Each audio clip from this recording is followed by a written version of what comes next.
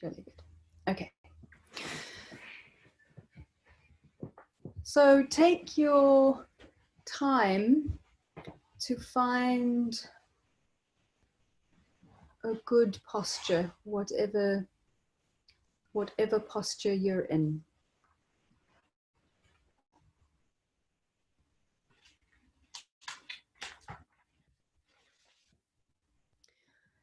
And I think for now, what that might mean is holding a balance between being relaxed. So however you are right now, see if there's anything that you could do to allow your body to be just a little bit more relaxed. Might be in your posture or changing the temperature, putting a blanket on.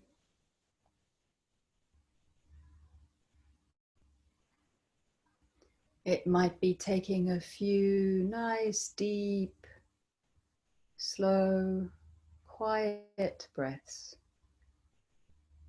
And as you breathe out, allowing your body to soften.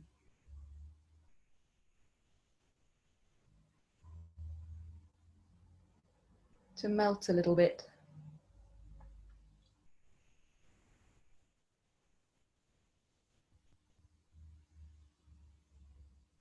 Really taking the time to know that you don't have to do anything else right now.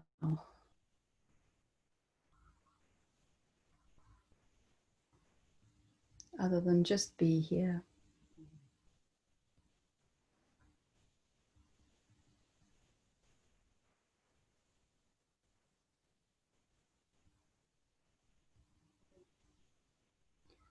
And since you're all muted, feel free to sigh or blow bubbles or generally just go shake it out. Nice and soft body. There we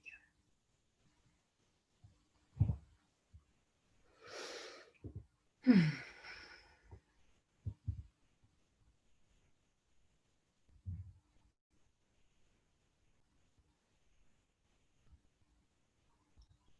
So that's one part of the balance.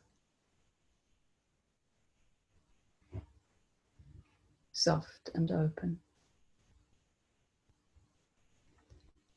And the other part is to be alert,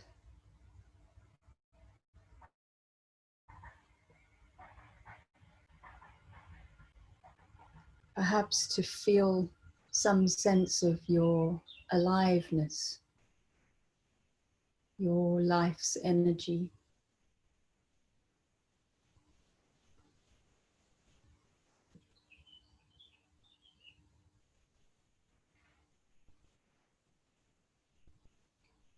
Connected with your wish to wake up.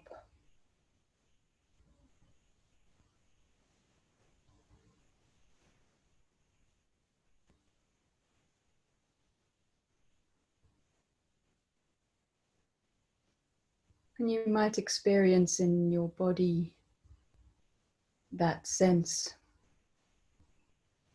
perhaps being a bit taller or longer in your spine.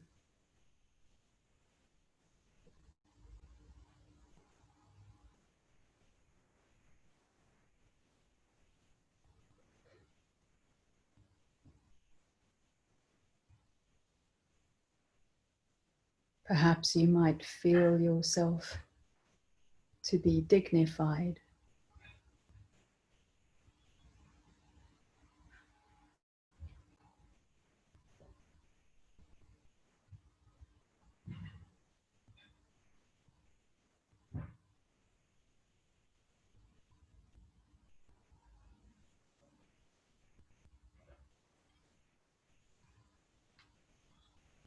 And then just feeling for a balance between those two.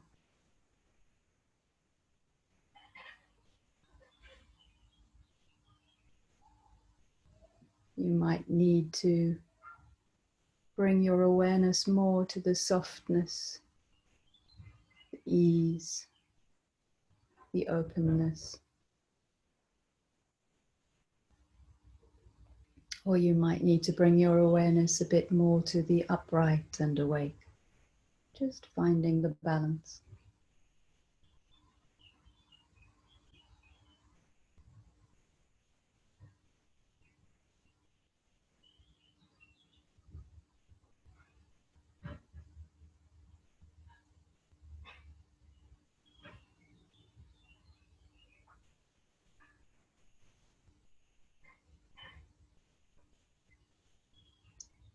And if you do find this zone of poise and ease, then just really enjoy it.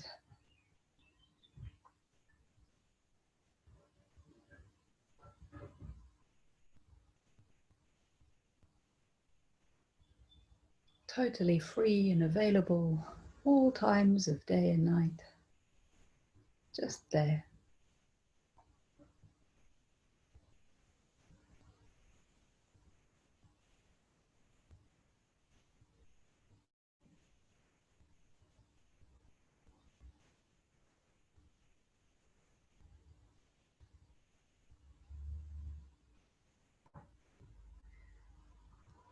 See if you can have a wide open awareness of the space that your body occupies.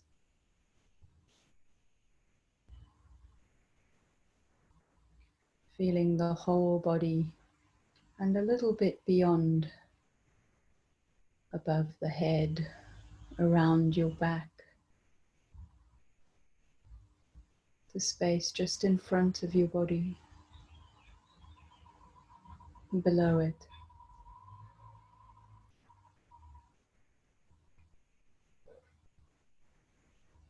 It's like a field of experience.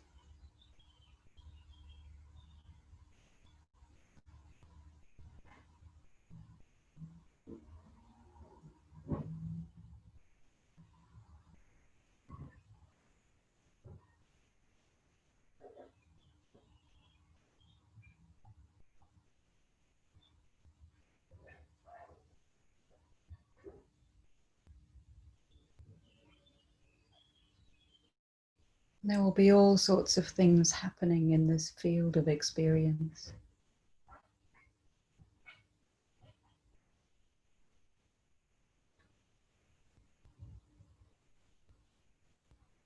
Sensations coming and going.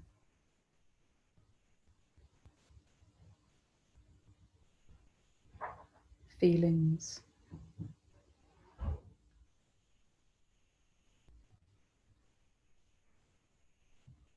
Wanting and not wanting.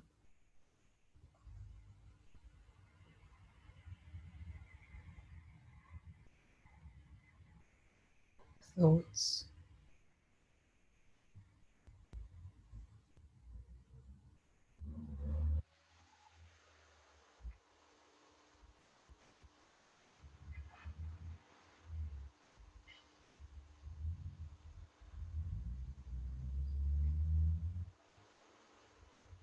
We're going to see if we can bring in the spirit of holding to nothing, whatever, in this field, in this space.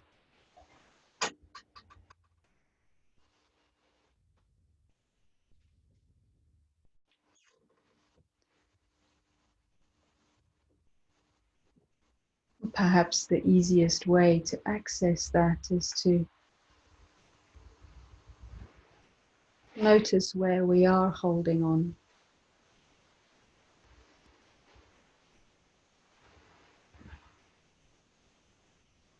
It can be quite subtle or really strong sense of grabbing, compulsion.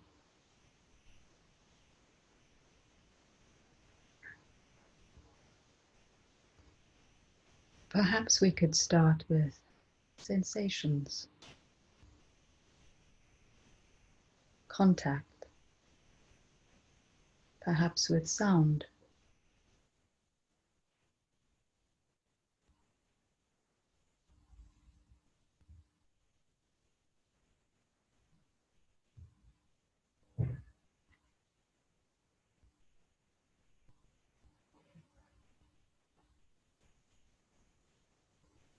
Just noticing sound coming and going.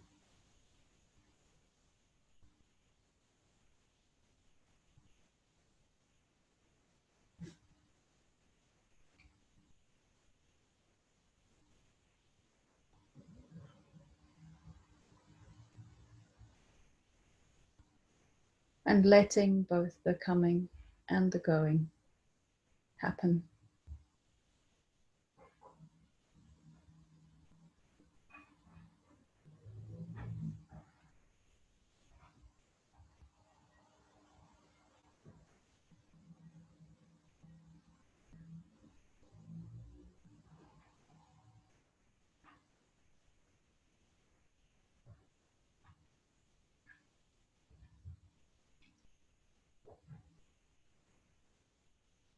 Noticing if there's any tension in experiencing the sound coming and going.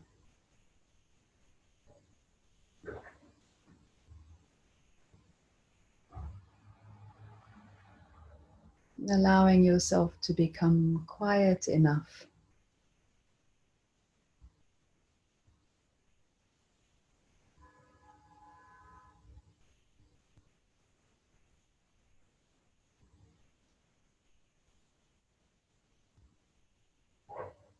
and still enough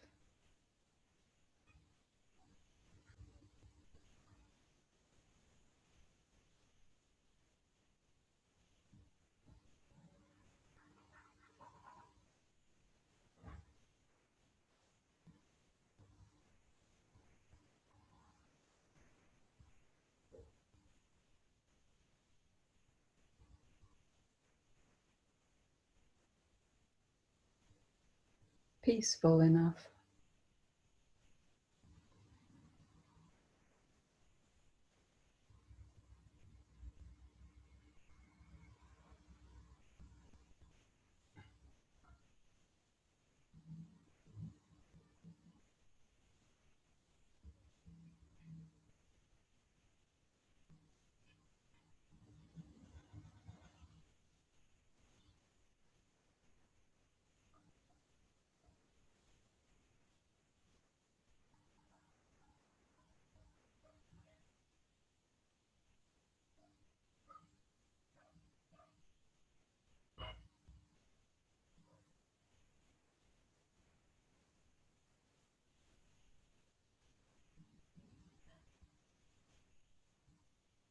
And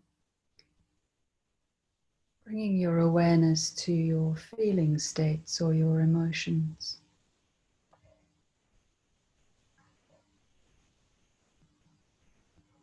Strong or quiet, or at the surface, or a little bit hidden. Just see if you can become aware of your feeling tone.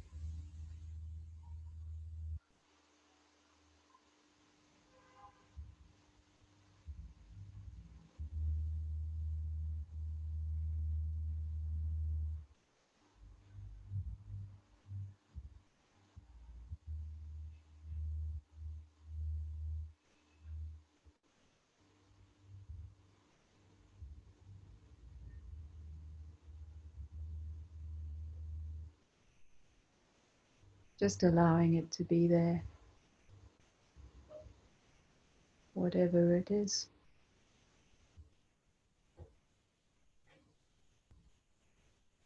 With all its flavors.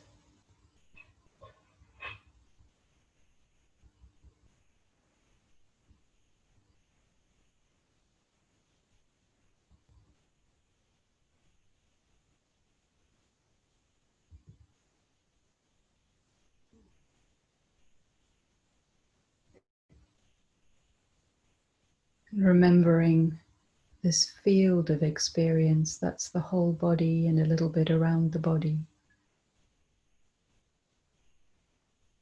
Allowing the feeling to come and go or stay in this bigger field.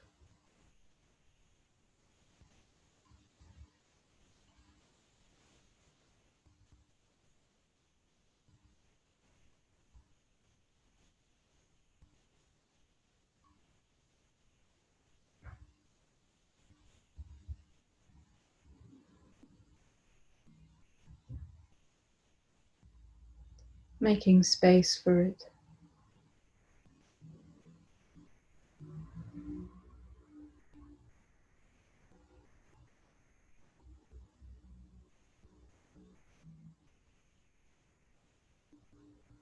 Making space around it.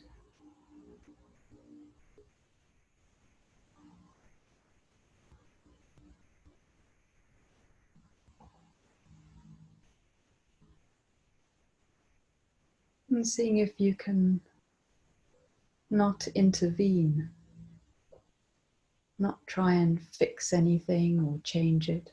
Just allow it.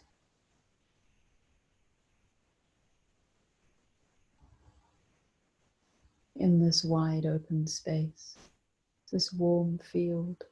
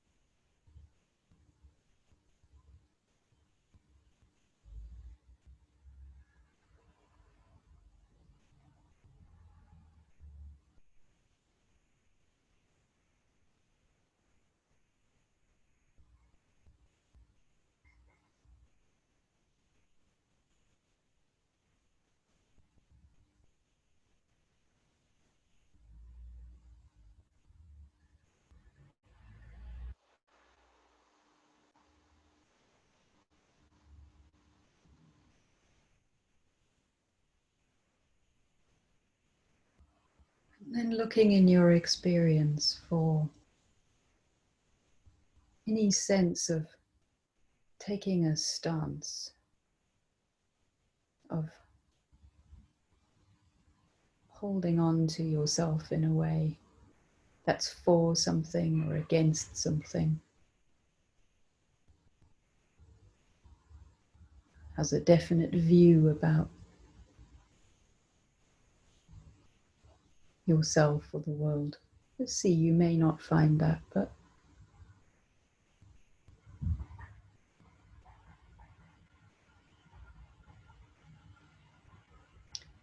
maybe there's a sense of yourself that feels familiar,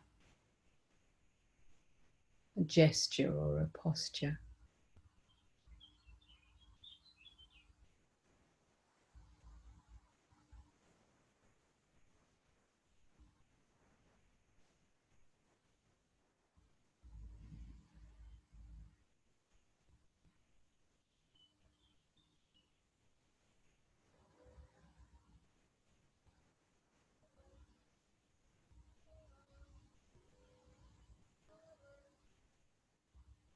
And then noticing that that exists within this broader field of relaxed, upright ease, dignity.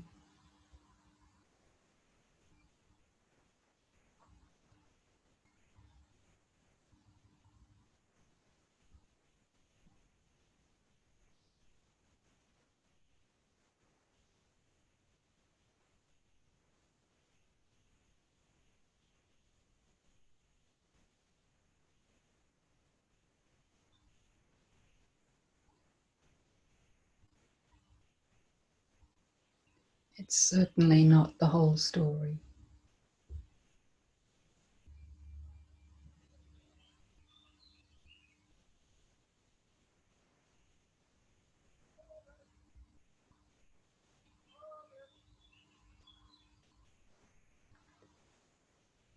And perhaps, like the Metabhavana, allow this awareness to extend beyond the boundaries of your own body.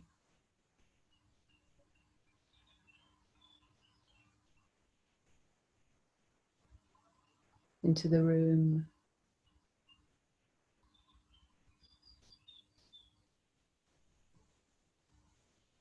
into the spaces around you,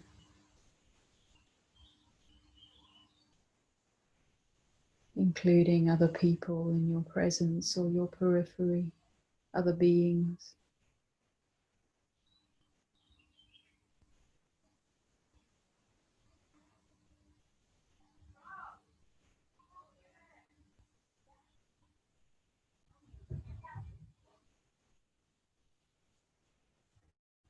Just noticing that any posture or gesture or self-view is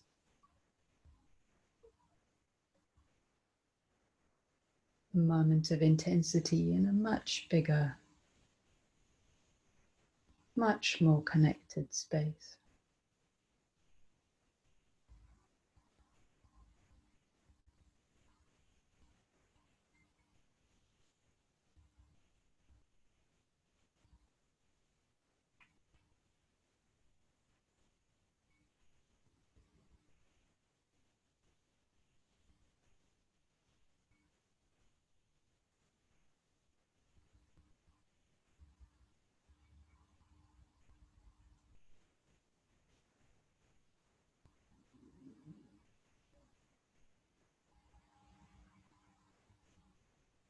Perhaps you can allow yourself to open around it.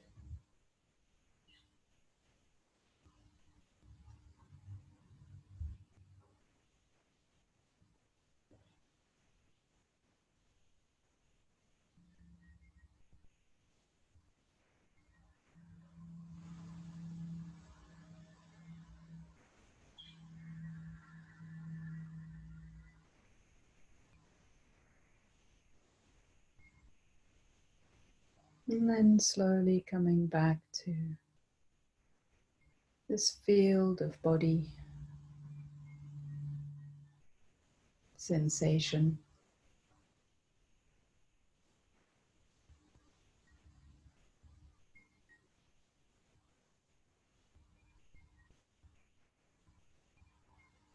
It's an extraordinary thing, this awareness, consciousness.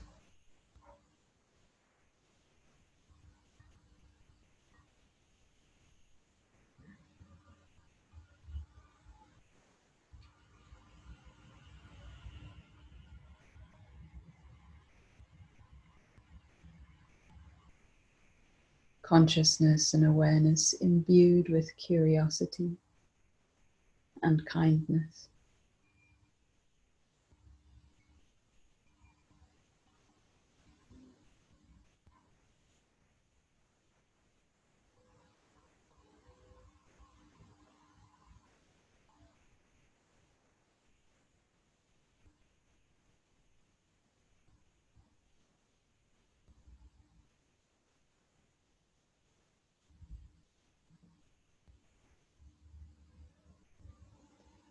And in a minute, I'll ring a bell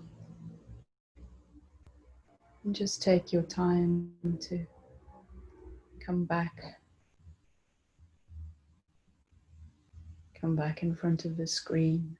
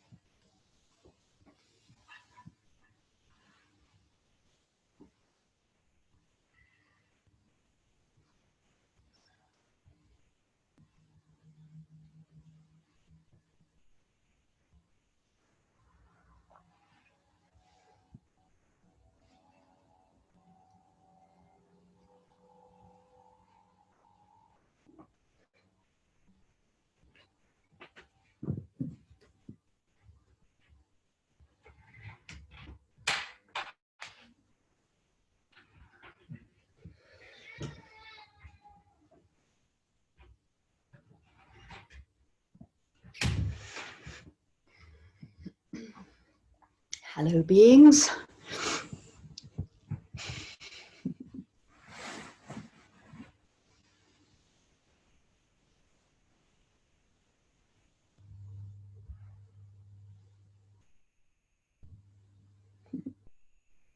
It's funny, I feel so field like it's a bit hard to find my words again.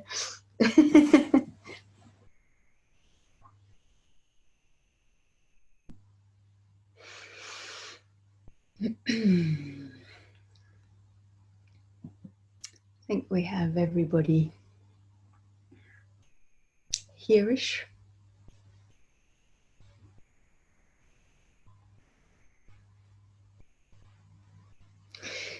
There's, if we go back to the Heart Sutra, of course, it's the Bodhisattva of compassion who is meditating deeply,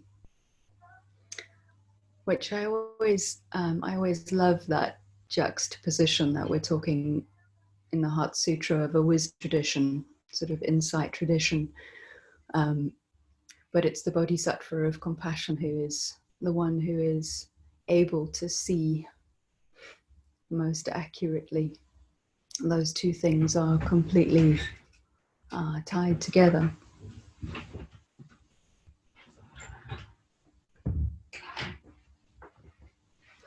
There's a really lovely song of liberation. And actually, to be honest, I don't know what the source of that is, which is a bit embarrassing. Haven't done my homework, but I've had this little verse pinned to the wall and next to my computer for months now. I keep looking at it. So I want to really use this as a sort of, it feels like it's an eruption into her own words of the experience that the Bodhisattva of compassion has in this moment of insight. And it's by a Japanese abbess, I don't know from what tradition, called Teijitsu. And this is what she said.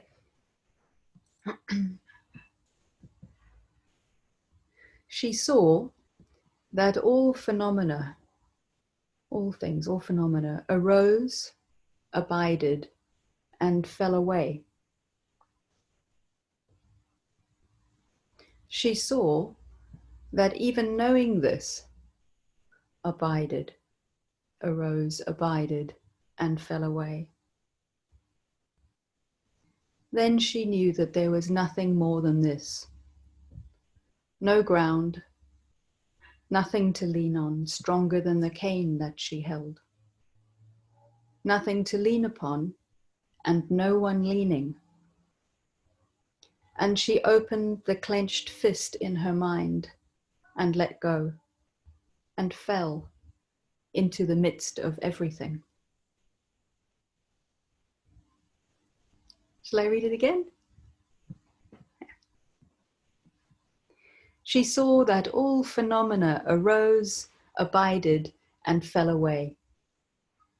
She saw that even knowing this arose, abided, and fell away. Then she knew that there was nothing more than this. No ground, nothing to lean on stronger than the cane she held.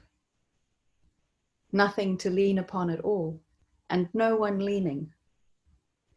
And she opened the clenched fist in her mind and let go, and fell into the midst of everything.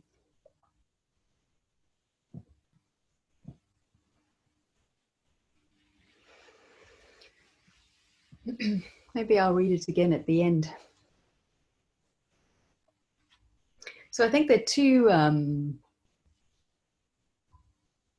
two nothings here, aren't there?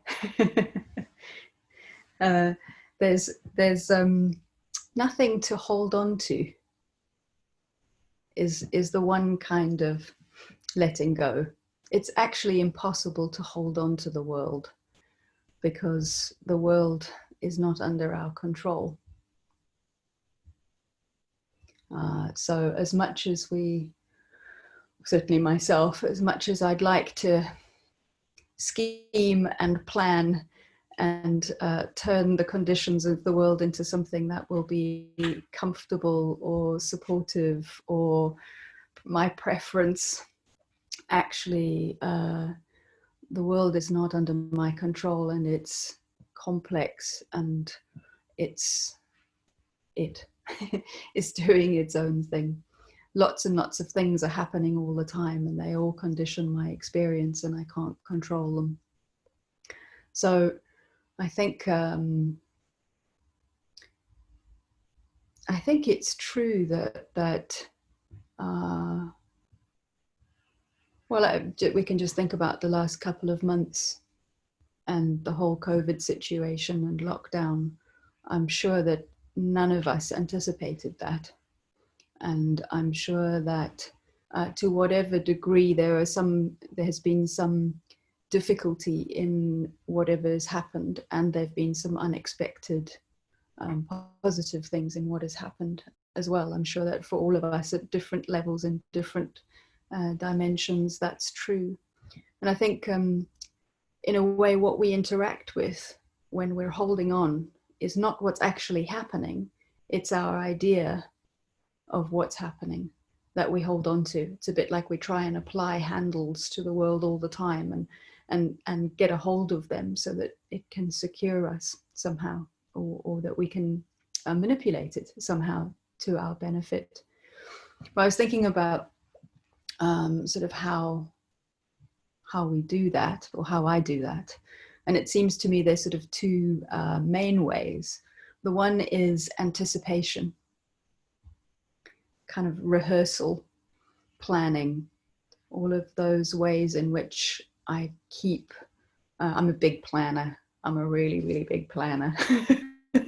So if I'm meditating and I have thoughts, this is what's happening most of the time. I'm sort of anticipating, I'm thinking, well, if that happens, then I will do that. Or if that happens, they'll do this, and then this will be a good way to respond. There's a whole mapping out of a future that I'm constantly doing. And then my engagement with the world is in relation to this future I've mapped out, which does not exist in the world.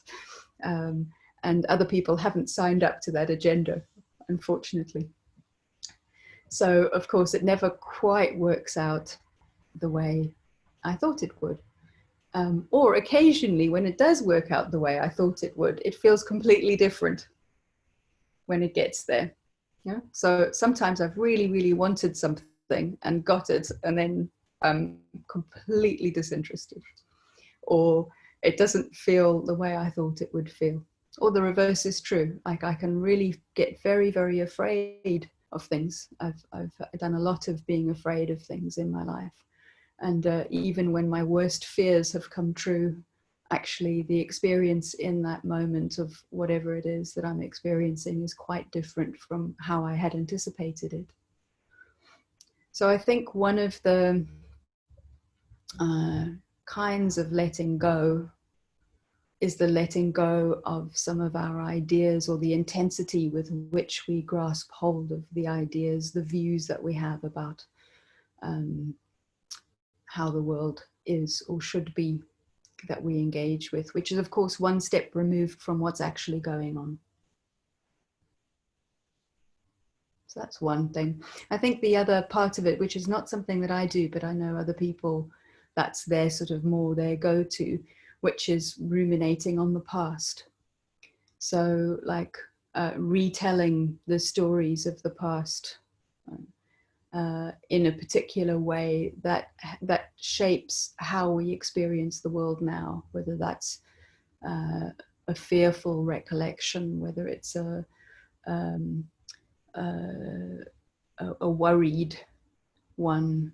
It's a bit like we are sort of at some basic level, often unthought level, assume that what we've learned about how things are just going to kind of continue into the future, and they shape how we experience the present. But, you know, even with the COVID, we know it's not true. I mean, completely unimaginable a few months ago to think that all our Buddhist classes would be on Zoom, or that people would be furloughed, or that we'd be unemployed, or that suddenly we'd be 5 times as busy as we've ever been before. Whatever the impact has been, it's just sort of, it was completely unthinkable. We couldn't have anticipated that. It's not, the past and the future don't roll on according to the map. Our maps are never fully accurate. They can be helpful provisionally, but they're never fully accurate. So one of the things we hold on to is a view of how things are or they should be. And it's always good to notice in pleasant or unpleasant ways when what's happening is not actually corresponding to our view of what's happening, because it helps to open a little bit of space. It helps us to notice that we have views. Usually they're so close to our eyes that we don't even know that we have them. So it helps just to notice, creates a little gap between our assumptions, our presumptions, and our actual experience. So that's one thing to notice, where we're holding on and what we're holding on to, and seeing if it's possible to make a little space to put that holding into a broader perspective that allows for a bit more ease.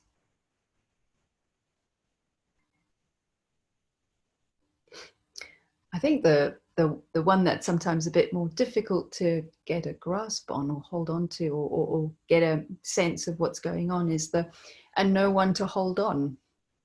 Like, what does that mean? Because it's clear that we have lots of subjective experience. So I think there's sometimes a danger in the language of no self, misunderstanding what it means when we talk about no self or insight in that way. Because there is a lot of subjective experience.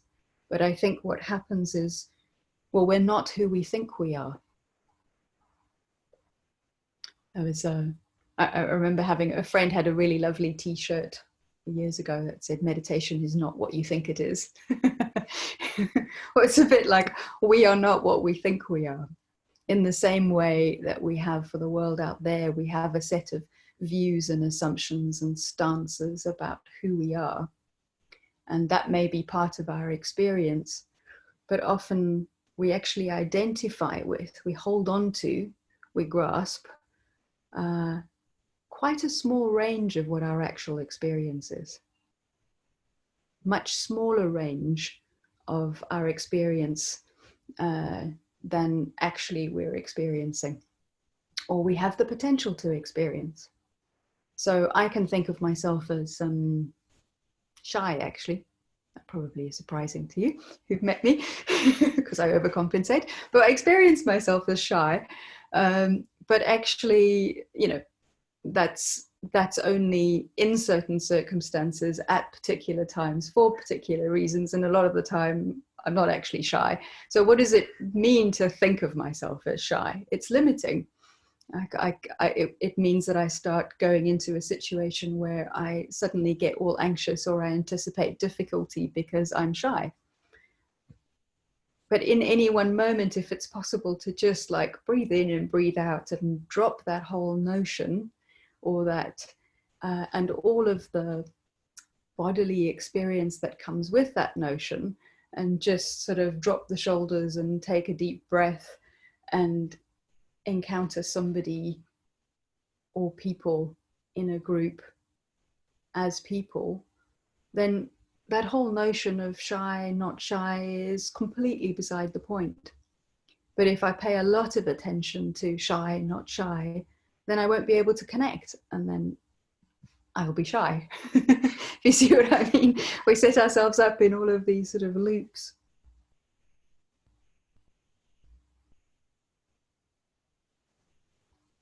So I think it's really, really important with these thinking about this idea of no self, or not holding on to a fixed sense of self, that we don't negate the richness of our experience.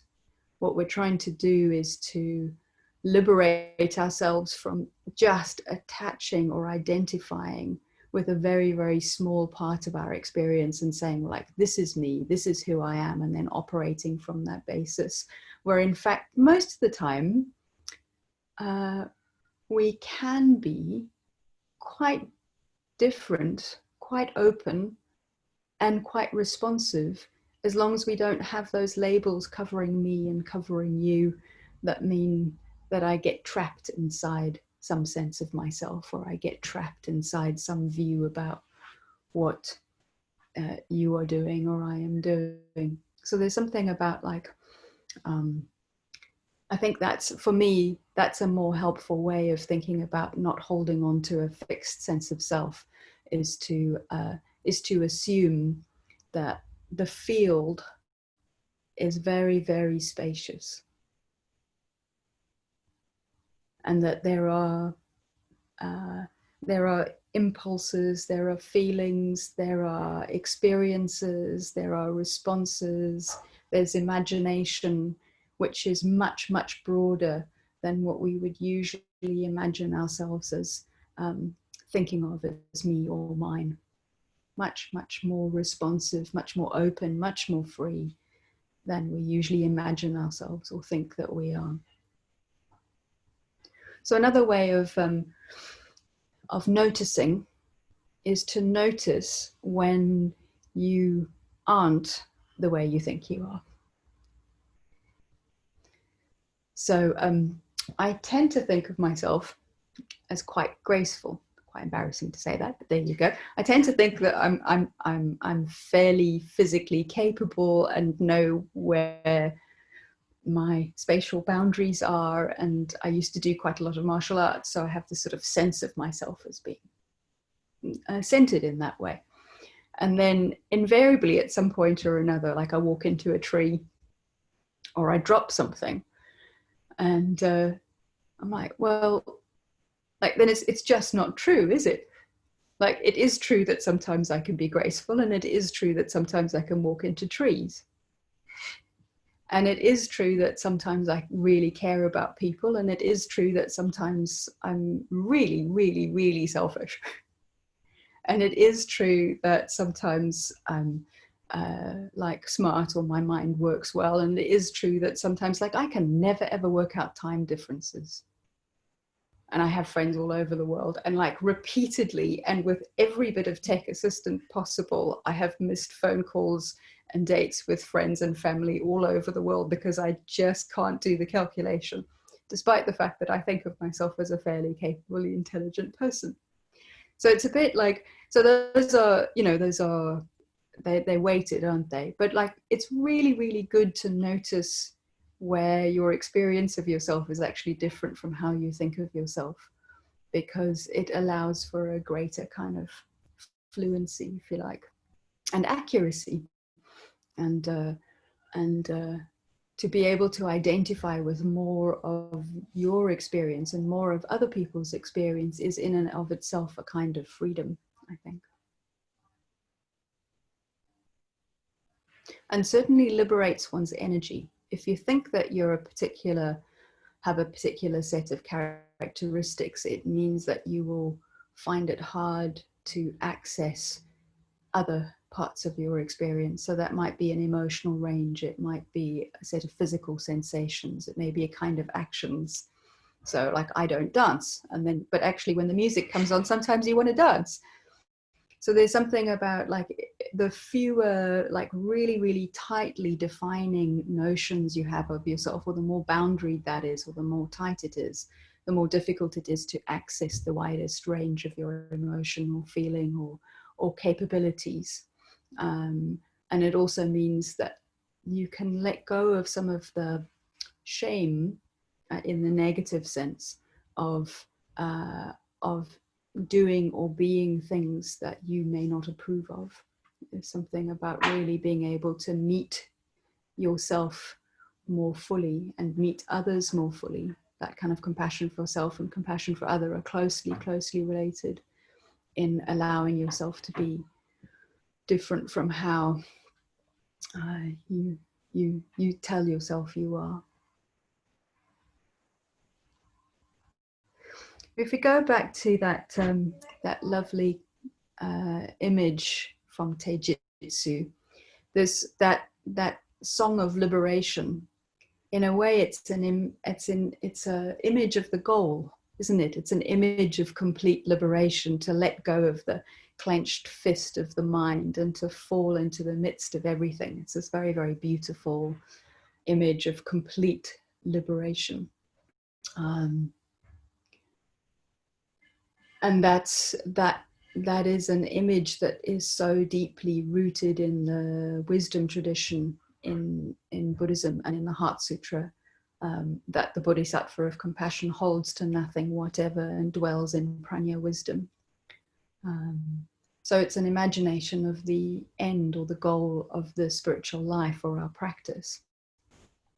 But it's quite hard, or certainly it's quite hard for me to imagine a relationship between my current experience, my current capacities, and that goal in any simple way. Like, it's important to have a relationship with something that you find an intellectual, and quite different from the best of how we could imagine ourselves or liberation. I want to bring this other image in of the begging bowl.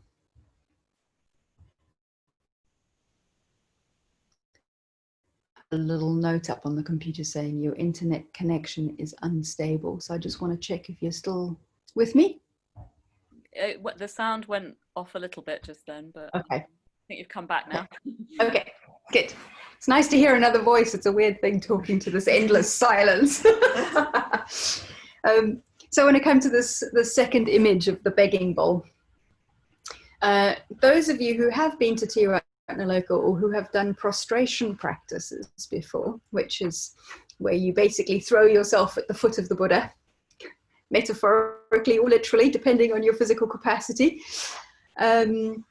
is that when I first did the prostration practice, what you do is you imagine this huge refuge tree with all this lineage of teachers and all these Dharma texts and teachers of the past and teachers of the present and the arahants, the wise, the awakened ones of the past, and the Buddhas and Bodhisattvas. There's a lot going on, man. And I'm not very good with a lot going on. But in the middle of it, of the refuge tree that we use, is the Buddha, and in his hands, he's holding a begging bowl. And in the begging bowl, from the begging bowl, grows a lotus. And when I started doing the prostration practice, basically all I did was I prostrated to the begging bowl for years. It was about as far as I could get. So it's a sort of image that's got quite a strong, like I have quite a strong feeling for this image. But I think it's an image of the path, if you like. It's quite a complex image of the path. If the holding to nothing, whatever, is an image of the goal, holding the begging bowl for me is an image of the path. And it's got different layers or levels. So the first is that the Buddha was literally hungry, right? Needing sustenance, and had no means of producing his own food. So what he would do would carry an empty bowl in order to receive sustenance. I find that a very, very beautiful image, actually. I think there's something about holding an empty bowl means that you are open to engagement with the world, but also that holding this open bowl is a bit like we carry our longing with us. We carry our longing to end our own suffering. We carry our longing for the care of others. We carry our longing for freedom, and it's empty. It's in the sense that it's open. You have to be receptive to the world. It's a bit like that feeling of having a field around the arising of sensations and feelings. It's open and you have to let everything in. You have to let things in order to be open to them. So there's something like there's an enormous amount of care, if you like, or longing that goes in holding this receptacle. And then the lovely thing is that the receptacle is empty. And this always tickles me that unlike some other traditions, if you practice and study the Dharma, what you get is nothing. Nobody's going to give you any false reassurances or any eternalist premises, or any, it's a bit like what you cannot appropriate the real Dharma. You cannot make it yours. You cannot possess it exclusively. You can't divide it up. You know what I mean? It's like what you get is what you get is impermanence, and how dukkha works, and the nature of perception and emptiness and compassion. Like there's nothing in that you can possess. So it's this very, very strange, for me, it's this very, very potent image of like being completely filled, your longing being completely filled with something that's completely open and empty and unpossessible. But then the amazing thing is that in that image that the Buddha has of the begging bowl, it flowers. So out of this receptacle, out of this longing, out of this wish, this aspiration, which is now full up with emptiness, full up with compassion, full up of awareness and sensitivity, it blooms into this lotus. And my sense of the refuge tree over the years has just been that the Dharma is, the lineage is of people who can hold this bowl of emptiness in such a way as it flowers for themselves and other beings. It's a sort of like fecund, growthful, image. So I don't know what that image means for you. You don't have to take that image on. But I suppose what I wanted to offer is that when you hold on to nothing, whatever, it's not that you're holding on to nothing. It's that you are completely open in such a way as to be able to I suppose to be able to facilitate or care for the processes that are happening, to be for life, if you like, to be for flourishing of yourself and others, to be for a non-possessive harvesting and harnessing of life. And that means that you have to let go of everything that gets in the way of that, internally and externally, if you're going to keep that internal and external idea. That you can participate fully in life by letting go of all of the things that prevent you and others from participating fully in life, to be utterly connected. So it's an image, for me, it's an image of flourishing. It's an image of letting go. It's an image of emptiness that brings in all of our human capacities for connection, imagination, longing, freedom in one slightly complex image. Yes.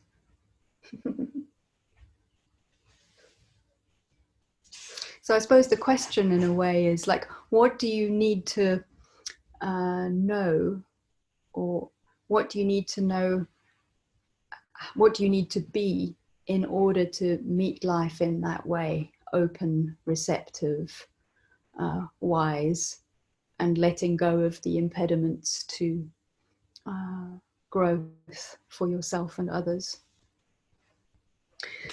So I'm aware of the time.